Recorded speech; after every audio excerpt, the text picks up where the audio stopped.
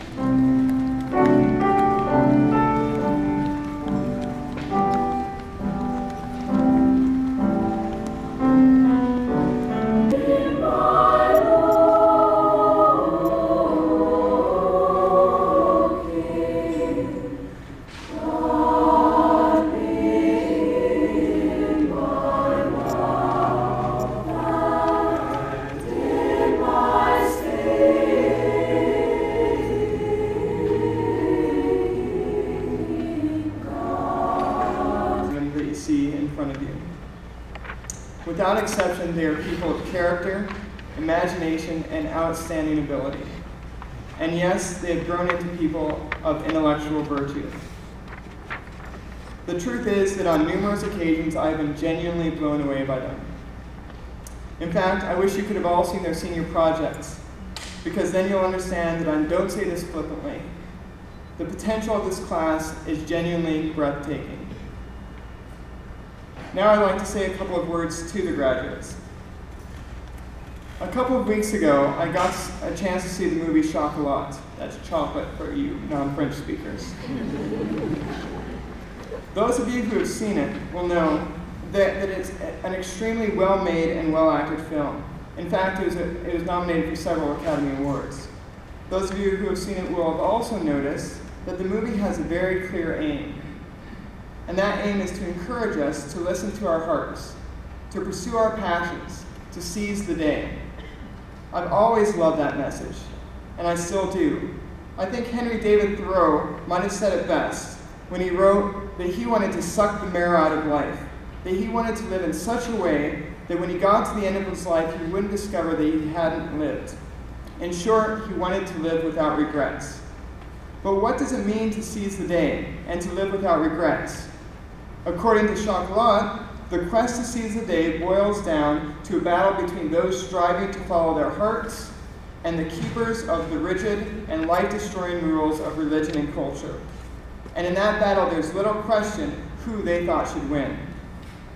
According to Chocolat, society's rules are a prison, robbing us of our freedom and happiness. And there's something to that. The truth is that rules, even the rules of Christianity, when separated from their original loving source, can wound the spirit and can harm the very things that they were meant to protect. During the 1950s, the faculty at the boarding school that I went to in Kenya used to meet on Wednesday evenings for prayer. The rule was very clear. The faculty was not under any circumstances to be disturbed. Unfortunately, during one of these meetings, one of the faculty homes caught fire.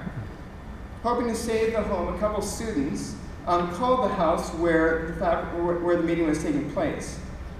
A woman answered, but before they had a chance to say anything, the woman said, "We are in prayer and are not to be disturbed," and hung up.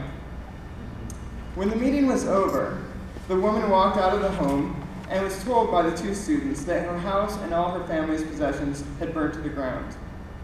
Clearly, legalism and the letter of the law can and does do harm. So what is the solution?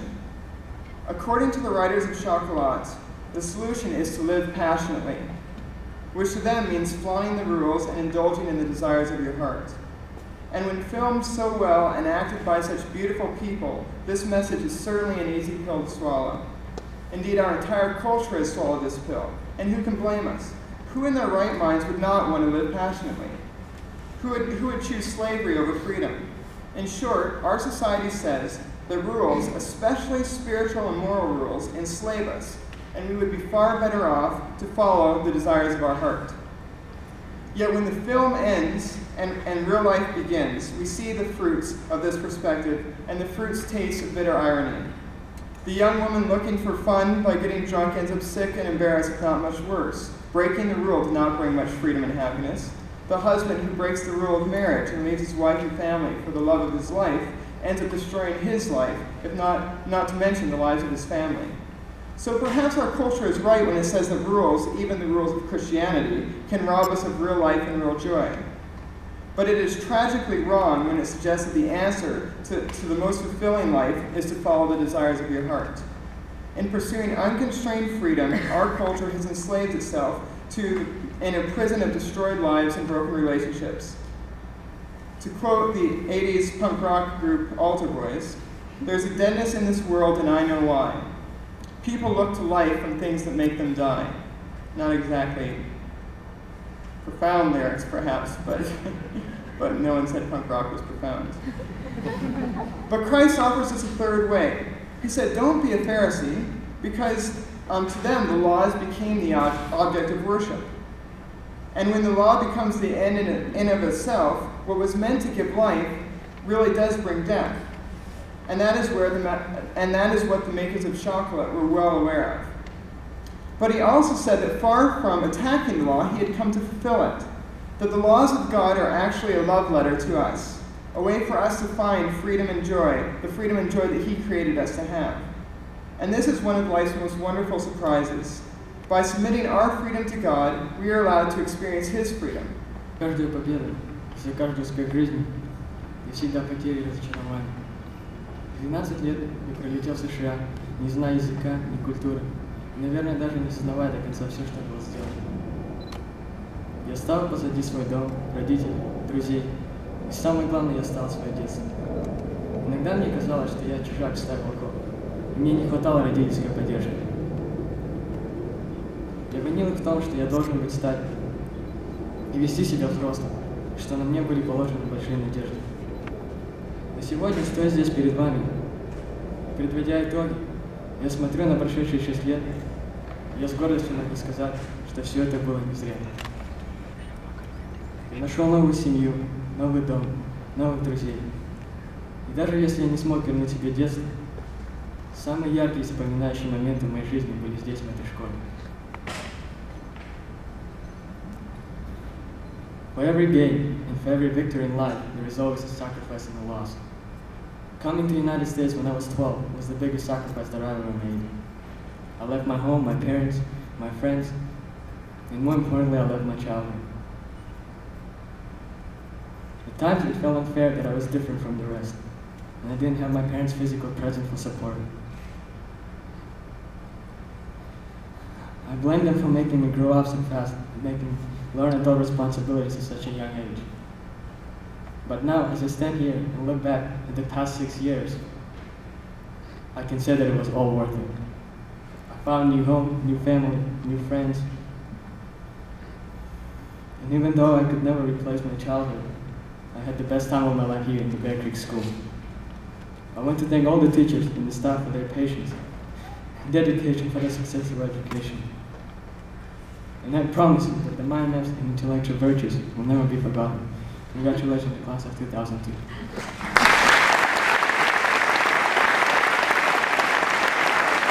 Try not to become a person of success, but rather try to become a person of value.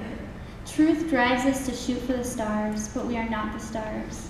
Success is not who we are or who we will become. Those are not the measuring points. True success lies in my faith, my love for learning, and my relationships. Bear Creek formed my young freshman heart and mind into a person of conviction and love. My value lies in things unseen. Bear Creek has given me something that can never be taken away, the uniting of my heart and mind. For this, thank you. Significant changes in my life. Learning and being a part of the environment here has helped me develop into a better student and person. The encouragement and care that the faculty and fellow students have given me has influenced me to want to reach out to others. Being in an environment where God is always talking through my friends and teachers has definitely helped out my relationship with Him. I appreciate my parents giving me never-ending love and encouragement. I love you guys very much, and I'll make you proud. The teachers and staff at Bear Creek has made this a positive learning experience for me. And I thank them so much for going the extra mile with me so that I could only learn to persevere. Sorry. And the friends I've made here are the kinds that you can only meet once in a lifetime, and I am glad they have come in mine. I'll never forget the good times we have had together and all the experiences that we have learned, and from all our mistakes. Thank you. Ryan Dingenis.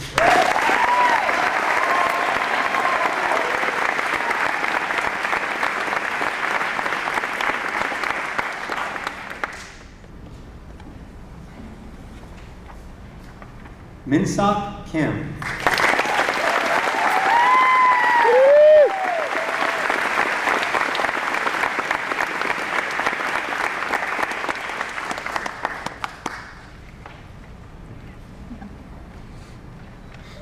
You can enter this new adventure with confidence. Not, however, simply the confidence that you have in your own strength, and certainly not the confidence of ability or even your preparation. All these things, certainly, but more than that.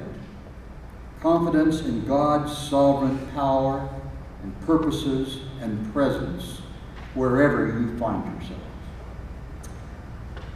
And as you go, I want you to always remember something I told you when you were in the 7th grade. Some of you at least. I love you guys.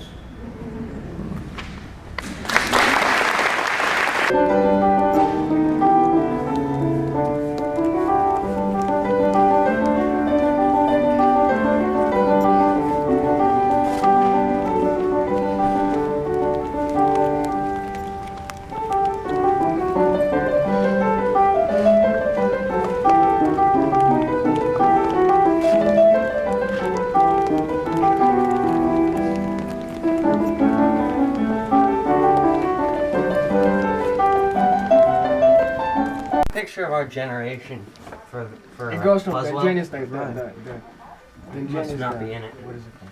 This is, yeah. This is my mother's father. Now I'm filming you. You are now? Stand up straight, buddy. Look There you at go. Someone's picking their nose.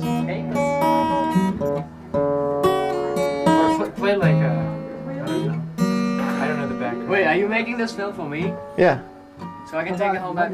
yeah. I'll put it on the big video. Oh, okay. Thanks, man. Yeah. So we can know.